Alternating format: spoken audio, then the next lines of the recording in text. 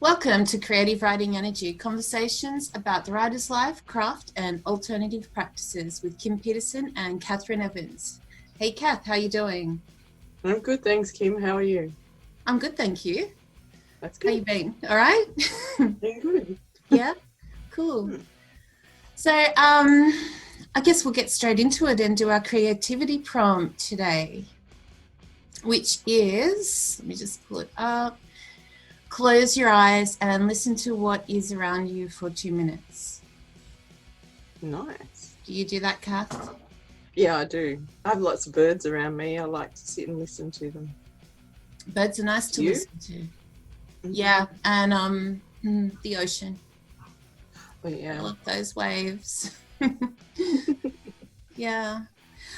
But today we have a special guest with us. We're really excited about this, and his name is Tyler Zeoli, and he's the WriteHive executive coordinator. Assistant executive coordinator, sorry. It's all good. Of the WriteHive convention. Hi, Tyler. I'll let you introduce yourself and tell us a little bit about you and the WriteHive convention.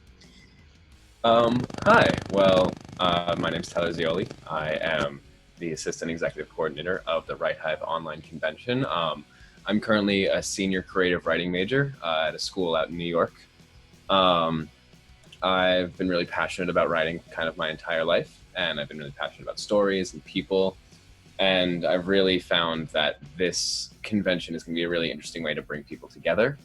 And I'm really excited for your panel, especially because I find that it's going to be a little different of an approach to the typical way to approach craft. I find that bringing mindfulness into standard writing practice is a really nice combination. Yeah, definitely. Yeah, we feel that way too, don't we, Kath? Yeah, we do. Okay, well, Tyler has a deck of cards, so he's going to join in and pull a card with us for the session. So do you want to do that first, Tyler? You go first? Sure. I actually pulled a card right before this. I'm going to shuffle it again, but it was a really just interesting card because it described, I can't remember the card, which it was now, but it was, I have a very interesting deck. It's the Quick and Easy deck. What so deck it has, are you using? Yeah, it's the Quick and Easy deck by the US Games System. It has both the reverse and the top, the regular and the reverse on it. So I pulled the Fool. Always a fun card. You are unpredictable, open, spontaneous, adventurous, a free spirit, and a dreamer. You're free of responsibility by choice and do not like restrictions. You have the soul of an entrepreneur, signifies the start of a new phase in life. Trust in your own ideas and plans no matter what others say. So I think that's pretty good considering what I'm here for. It really is. Self-empowerment. Like it. Kath? Me, I'm on the trust your vibes as usual. And you pulled that last week. Accept the gifts of the universe. Was that last week? Or the week before? Why didn't you pull another one? One more. Honestly. Did you honestly me? Yeah, I did. Clear the past. I like it.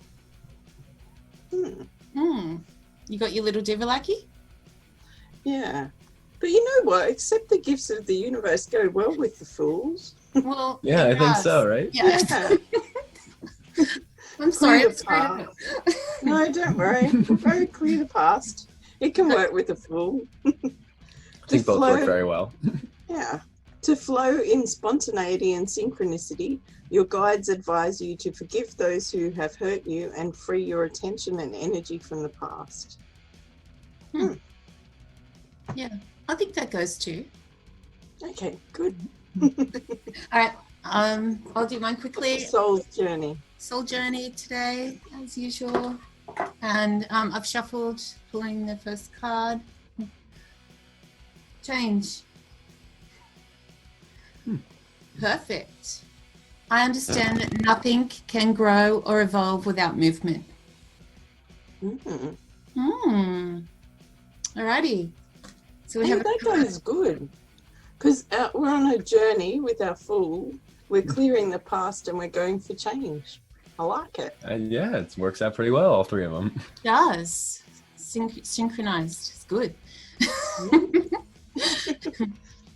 Alrighty. Well, let's get into it. Tyler, do you want to tell us a little bit more about the convention and tell everyone about that? Yeah, sure thing. Yeah. So WriteHive is going to be a completely free, completely online convention. So April 18th and April 19th, it's going to be starting at midnight Mountain Standard Time on April 18th and running for 48 consecutive hours into April 19th. So for those 48 hours, we're going to have people from all across the globe hosting panels, presentations, workshops about every aspect of the writing craft, from indie to traditional to genre to literary. We even have an NSFW panel that's going to be hosted. So literally everything that you can think of in regards to the writing life is going to be included in this. And we really wanted to make it completely free because there's such an issue with in-person conventions that there's the paywall that you really have to get through to pay $200 to just get into the convention, and then paying, if you don't live where the convention is, to travel, to have the hotel, all of that other stuff that goes inside of it. We're going to have just complete free access to it. We're also going to be recording all of the panels that are happening and then posting them onto a YouTube channel after the fact. So that way, even if you miss the panel while you're in it or while you're experiencing it, because there are going to be multiple events running at any given time, you can go back and see that. Yeah. It's sorry. That access will be available for forever or just a limited time? We intend to keep it up for forever, as long as we can. The logistics of keeping it up, because it's on YouTube, it's probably going to be fine to keep it up forever because, YouTube videos. But yeah, so we're also have it on multiple platforms. It's going to be on YouTube, going to be on Twitch, going to be on Twitter. We're having a Twitter Q&A. We're going to have Reddit, literally all these different panels, because the writing community online is so present in all of these different ways. Great. Yeah, it's really exciting, and I think it's awesome that you guys have sort of put this together and made all these resources free for everyone, because you're so right.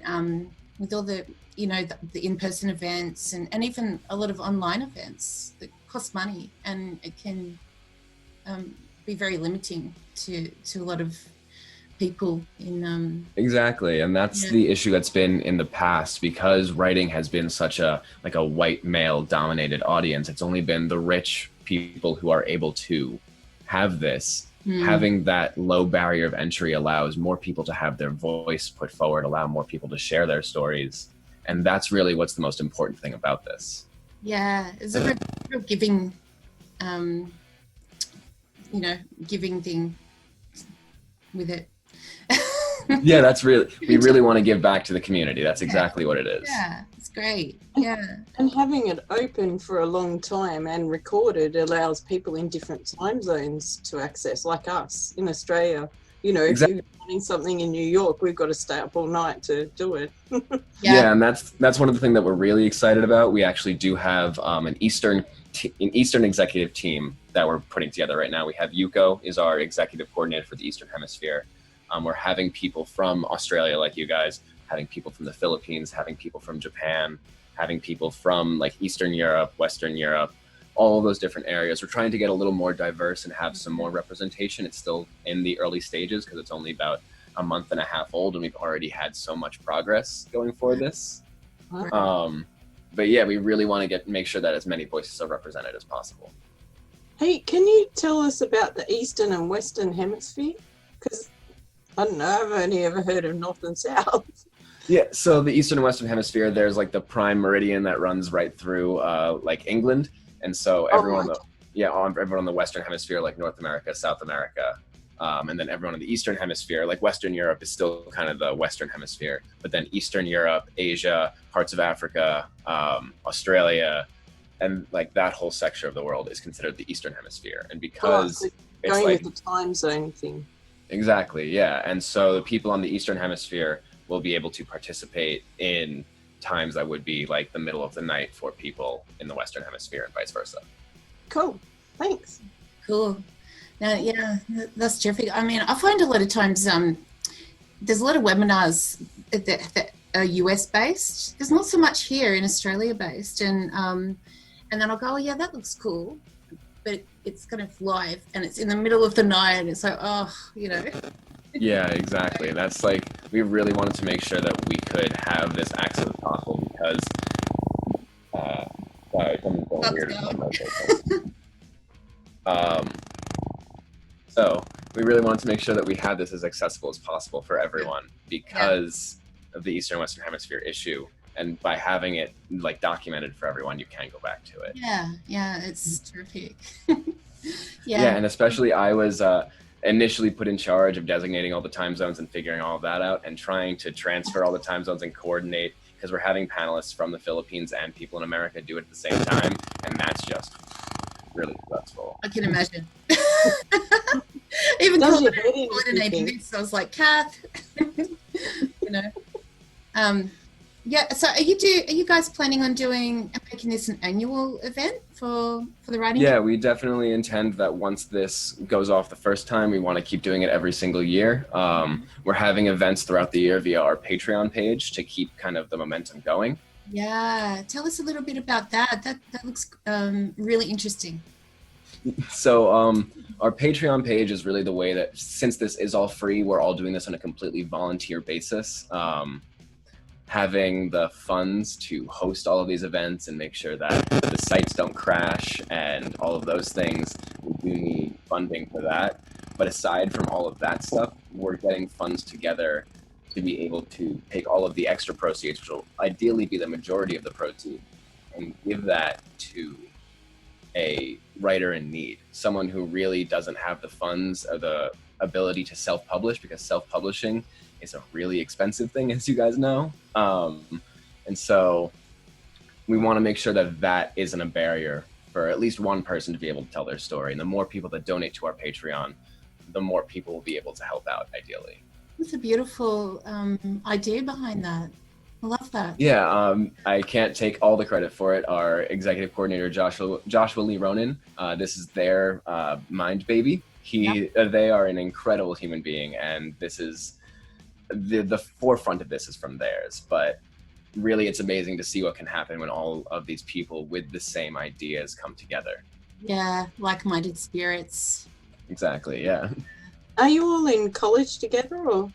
No, actually, I believe I'm the only one that is in college. Okay. Josh, they are a Army vet, and Dakota, I believe, works in higher education somewhere. She's a social worker, and I can't speak for what Jerusha does, but I know that she is definitely not in college anymore. So I definitely think I'm the youngest. Through happenstance, through chance. So I got on board first after Josh. Josh posted on Twitter. He was like, so what does everyone think about me maybe doing an online convention for the writing community on Twitter? And I was like, this sounds like an awesome idea. I have graphic design experience because I worked as a marketing director for a company for a couple of years. And so through that, I was like, I'll design a logo for you. I'll make sure that we can get some branding on board. And he's like, I can't pay you. I was like, I'll just volunteer my time. I believe in this thing. Yeah. And then it just kind of grew from there, and slowly and surely everyone kind of came from sections of the internet and just kind of came on board. So the convention was what brought you guys all together? Yes, exactly. The common cause. That's really unreal. Yeah. Yeah, I know, right? It's it's a thing that doesn't make any sense, and it's a thing that could not have happened 10, 15 years ago. Yeah, everything at the right time, right? Exactly, yeah. And you know, Kath and I talk a lot about, you know, when you meeting people and meeting them for specific reasons, or they come into your life, you know, for even a joint, like you guys are doing, a joint project, put something out into the world. And it's such a, you know, you're the free, you know, and it's giving, and I'm not finding the right words. I didn't get much sleep, so sorry. It's completely okay, yeah. But yeah, no, that really is the whole aspect of giving something for nothing is really what's an amazing thing about this, because we live in such a world that's like, everything's about the bottom line, everything's about making money, everything's about who can get out on top. And when artists come together to really care about each other and lift each other up, really beautiful things can happen. Beautiful. We are just really I'm still Kath, step in. Be bold. We were thrilled to be asked. Thrilled. That's the Yeah, I was word I was looking for. I was literally on a bus going to school, and I happened upon your guest podcast on, I can't remember the podcast you were on, but I was listening to it, and I heard you speak, and I literally just heard the vibes coming off of you. I heard the intention behind what you guys were saying, and I was like, this needs to be a part. Nice. Because, of course. Yeah, of course. Yeah, it is an honor. We had a little conversation where you mentioned your ideas behind story and how you viewed story and bringing that out into the world and what that means to you. You want to talk a little bit about that? Yeah, of course. So I know your audience is probably gonna be okay with this, but I always have to preface it with being like, don't mean to get a little woo-woo. I know, but we're woo-woo, so. Yeah, exactly. Woo-woo moments. So I really believe in the whole singular consciousness thing. Everyone is one consciousness, and the way that we are able to understand that through our divisions of who we are in these physical bodies are through stories.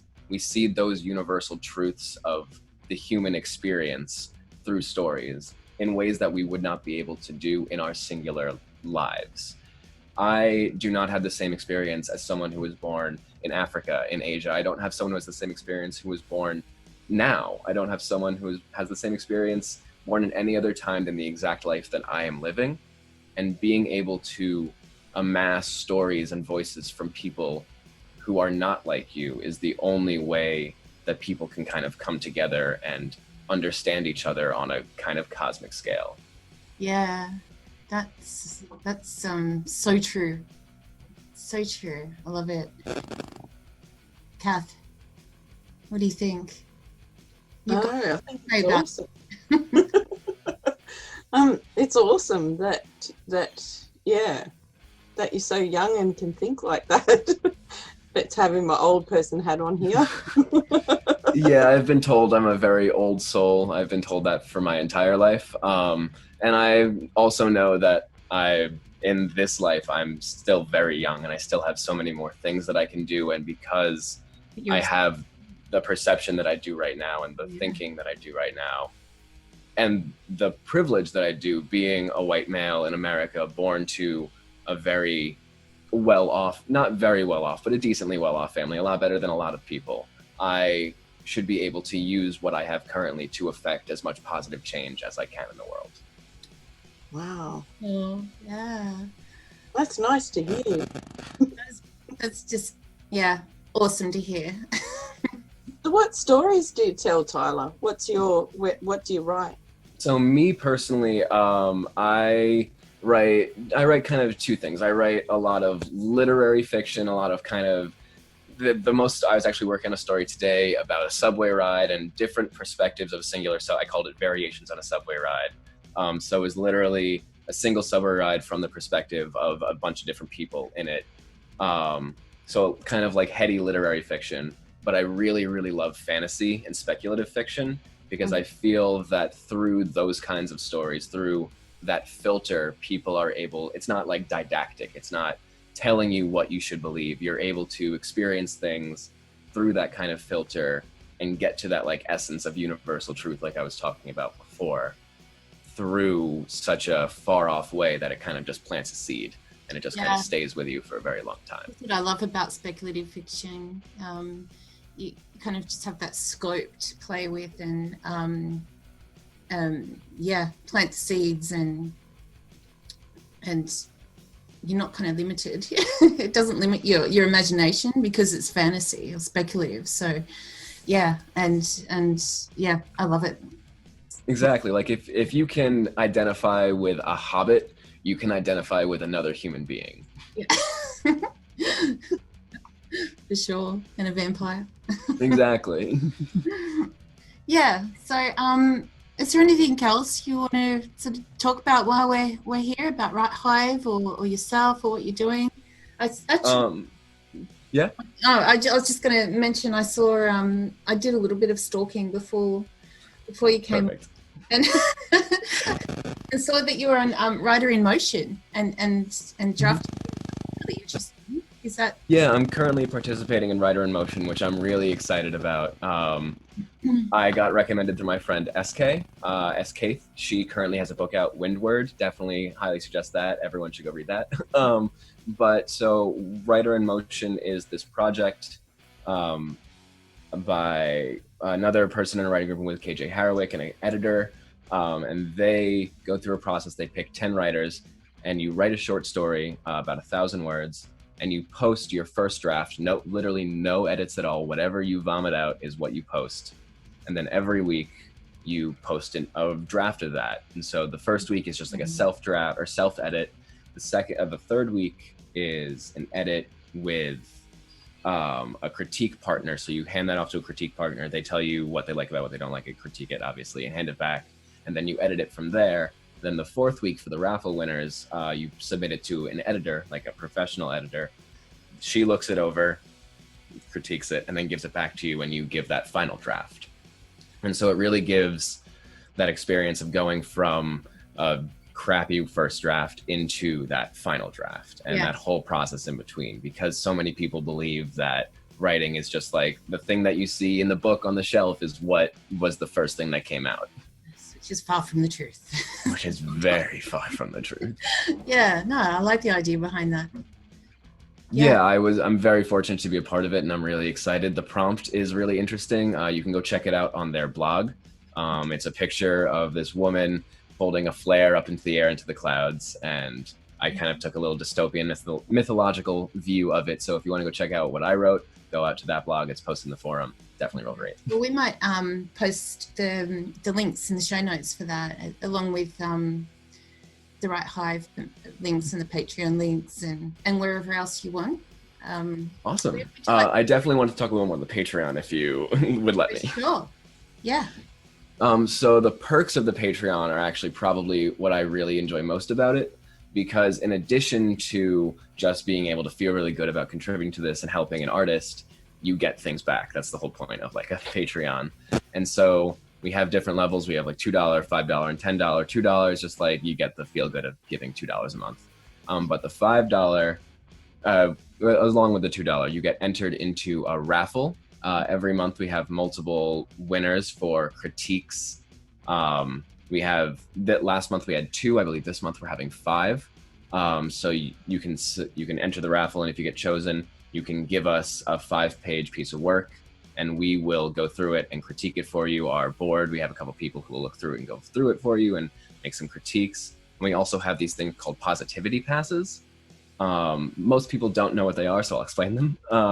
Positivity passes are exactly the same thing as critiques, but instead of critiquing it, you just really go through and say what you like about it. Because writing is such an isolated, you really can get down on yourself when you're writing a lot. Yes. Having someone read through it and tell you what they love about it is a really nice aspect. Nice. I really love that idea because, writing can be an extremely self-depreciating, you have those moments where you're just like, I'm a shit writer. Mm-hmm.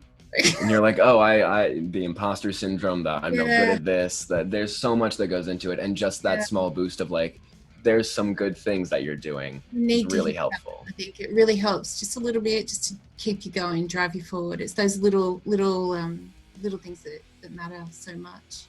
Yeah. Exactly. Yeah. And what else are you doing?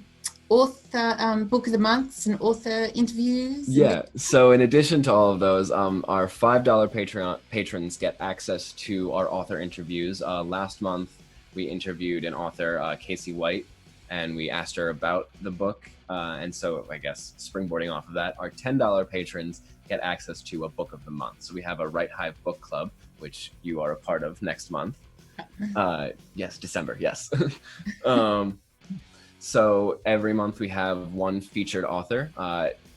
Currently, I think it's all indie authors who provide us a copy of their book to be able to hand out to all of our $10 patrons to, one, be able to get exposure for those indie authors, and two, let people read more. And so having that in conjunction with the author interviews really allows more people to get their voice out and more people to have their stories be heard. Yeah, I love it. I love the whole idea. Yeah. And December's Millie's Angel is going up. Yes, exactly. I literally have, there's Josh, they were gone for 2 weeks last week in Japan, and so I kind of wore the crown and was doing everything, so my brain is just scattered everywhere. Yeah. Scatterbrain. It's a huge job to do. Yeah, especially because it's kind of the first of its kind. No one's really ever done, some people have done online conventions in the past, but nothing really to this scale and breadth. And this whole 24-hour cycle thing, yeah, I don't think that's ever been done like that. Yeah, I don't think that's been done before ever either. I really think, going back to the cards we drew, I think this is going to be a momentous shift in what people consider to be conventions, how people interact with each other, kind of the barrier between participants of a convention and attendees, because it's all online and there's no real barrier there. It's just a massive shift in the standard, what's going on. Yeah, blowing those boundaries. We love it. Changing. And yeah, my card with the change. Exactly, yes. Really, it just really resonates, doesn't it? Mm-hmm. Yeah. How about your card, Kath? How does your card go? Yeah, clear the past. Yeah, Yeah. And the Fool also, unpredictable, open, free spirit, dreamer. It's all there. And even the other one, to accept the gifts of the universe. Yeah. Isn't it? That's what you guys are doing, giving gifts to people. Yeah. Exactly. Without people coming to us, that's the only way that this is happening. We have to accept the gifts that the universe provides us, which is a really good segue into, if you want to be involved in WriteHive, definitely check out our website, writehive.wixsite.com. We are doing the Patreon so that way we can get rid of the .wix site. But yeah, if you want to be a part of that, you can either offer to be a moderator. We're currently really in need of moderators to be able to moderate the panels. But we're still looking for participants and people who want to be involved and talk on whatever they're passionate about, because all the people who are currently panelists or presenters like you guys have chosen what they want to do, which is really, I think, going to elevate this a little bit more, because when you go to a standard panel, you already have the topic presented for you and you get chosen like, hey, come do this panel. But where we're presenting it as, what do you want to talk about? What are you passionate about? And that, I think, is really going to elevate it. Oh, yeah. Love it. Like-minded people getting together for the greater good. It's just beautiful, isn't it, Kath? Yeah, it's unreal. Yeah. Plus, it's not funneled into a particular genre or a particular literary thing, or it's not just looking at craft or one aspect of writing. It's a really holistic writers across the world thing. I mean, that's huge. Yeah, especially because it's such an isolated community. You can get so isolated being a writer. Finding that community, and especially because we have the internet now, having that on such a global scale, being able to bring people of all these different walks of life together really allows something much greater than the parts of the whole. God, it's unreal. So excited for it. Yeah. Me too. We're looking forward to being part of this, and thank you so much for that. Thank you very much for being a part of it. It's it's been so great to have you. You did so well. It's just, yeah. Is there anything else you want to add before we wrap this up? Be kind to everyone. Just be nice to people. Yeah, nice. And Kath, you want to tell everyone where they can find out more about us before we head off? Yeah. That's so well, isn't it? Oh, yeah. Thanks for joining in on our conversation. Don't forget to subscribe to the Creative Writing Energy on your preferred podcast platform or YouTube so that you'll be notified when our episodes become available. We've also got a Patreon page, which is nowhere near as good as the WriteHive. We're going to have to fix it I think up. we've got to spruce it up. And you can also find us at whisperinginkpress.com, Creative Writing Energy. And we're still doing tweets for Nano on Twitter, energy_writing. Mm-hmm. Yeah. And we have a book. I bought the book. I currently have it. I'm waiting until I get some. Yes, I'm really excited. I currently haven't been able to read it yet, but I am really excited because I've been, with all of this, my writing has definitely taken a little bit of a back seat, and being able to incorporate mindfulness into my writing is going to be really nice. You'll have to let us know what you think of the book. Oh, most definitely. Yeah. And you can use your cards too. Mm. There's a section in the book about cards, Kath section. Yeah. I'll definitely have to check that out when I get off this call then. Alrighty, well, yeah, thanks for joining us today, Tyler. It's been a pleasure to have you, and so nice to hear everything you've had to say about the WriteHive, and yeah, we're excited. It's great. Thank you so much. I'm really glad to be here, and I'm really excited to see what you guys have to offer when April rolls around. Yeah, we are too. We're excited to hear everything, everyone, and what everyone's got to offer. So yeah, okay. I guess we're done here for today. So thanks again, Kath. Anything else? No, thanks, Tyler. I think it's awesome to talk to someone in the States too. Yeah, I don't have too many friends in Australia either, so it's really good. Personally, I really love an Australian accent, so just like a side thing. But yeah, thank you so much. I really appreciate it, guys. Right. Okay. You can come and talk to us again. Definitely, I'd love to. Oh, we should. We'll do a follow up sort of after the convention and fill everyone in on how it went, the outcome, and what you're sort of springboarding on for next year, because more ideas will come for sure after you do that. Yeah, definitely. And ideally it's going to grow and grow a little bit exponentially once we even get closer to it. So hopefully that'll happen. I would love to come back. All right, cool. Okay then.